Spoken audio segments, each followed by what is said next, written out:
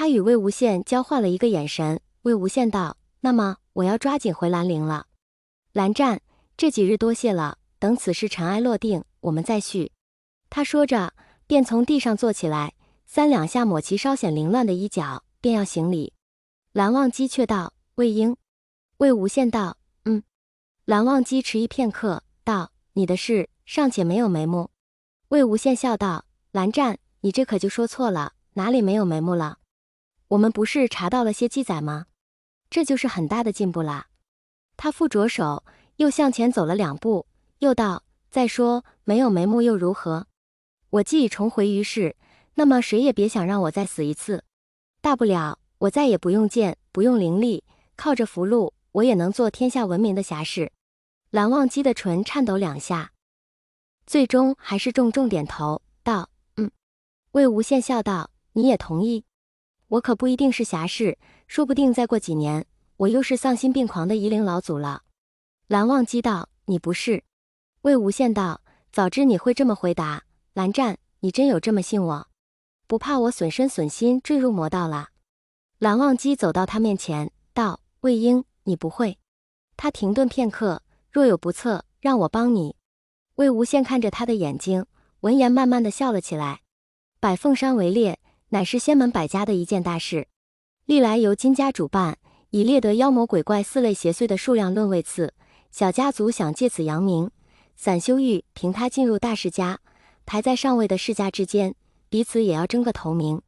自从聂明珏在金陵台暴血而亡后，聂家便一落千丈。围猎时勉强挂在4大家族之末，剩余3家彼此间时常更替，倒是没有什么固有的次第。此次围猎之后，紧接着便要办花宴，于是围猎便愈加重要起来，谁家表现太次，是要在花宴上被人耻笑的。魏无羡躺在一棵长歪的树上，一条腿支在树干上，另一条腿垂在一侧，微微摇晃，腰间一枚缀着紫色流苏的银铃，挨着一杆通体乌黑、垂着红穗的笛子。这棵树够高，树冠又繁茂无比，因此将他整个人藏在其中，只露出一星半点的黑色衣角。他原本是不准备找这么高的树的，只是10几年前，他上一次来百凤山时，在那棵稍矮一些的树上痛失初吻，故地重游，难免有些嘀咕。加之他不欲暴露身份，于是便低调地寻了此处。远处鼓声闷闷地传过来，围猎即将开始。百凤山围猎向来讲究入场抛花、开场射箭，按位次进入猎场的流程。现如今江城也好，金子轩也罢，都早已不是参加围猎的身份，于是都坐在看台上静待来宾。金陵却是今年刚刚达到参加围猎的最低年限，早在1月前便开始准备围猎事宜，只待今日大展身手。魏无羡数着大鼓敲了7下，便是开场箭要开始了。今年兰陵金市的开场箭由金陵来射，魏无羡在树上伸了个懒腰，懒洋洋地打了个响指，树下一阵轻微的颤抖，一具白骨从土地里伸出手来，重重地镶进了树干之中。那白骨顺着树干慢慢地从土里爬出来，一寸寸靠着细瘦的骨头挪到他的身边。魏无羡嘉奖般地摸摸白骨的头，顺势把手放在他的头上，闭起眼睛。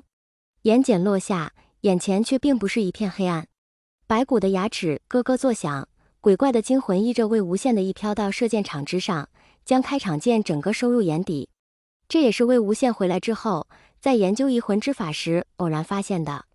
肉体与鬼类的躯壳相连，鬼类的魂魄也就受了他的掌控，进而将千里之外的讯息完整的传递给他。然而此法有一点纰漏，便是传讯之时，他的肉体处于完全无意识的状态，如果鬼类的魂魄不慎破碎，他的魂魄也会一起受到重创，少则昏睡几年，多则灰飞烟灭。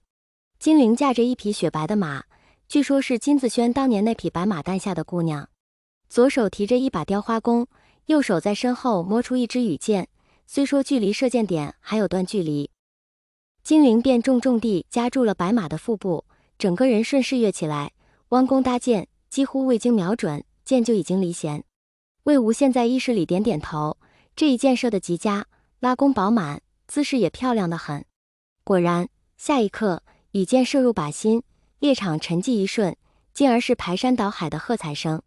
金铃凌空翻了一圈，稳稳地落在地上，冷哼一声，把弓递给一侧的家仆，3两步走回金家的阵列。小孩真臭屁。魏无羡暗笑。蓝家的开场箭交给了蓝思追，蓝家人射箭一向求稳，因而蓝思追的动作也并不花哨，弯弓搭箭离弦，一连串动作行云流水，稳健至极，也是甚为漂亮。真是蓝湛带出来的，连射箭都是一个样子。开场箭结束，各家按照最终结果依次入场。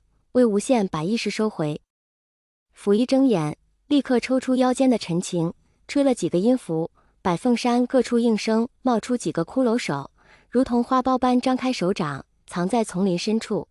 魏无羡手里的陈琴灵活地打了3个转，又被他插回腰间。他在树上换了个姿势，翘着一条腿，如同熟睡般有一次闭起双眼。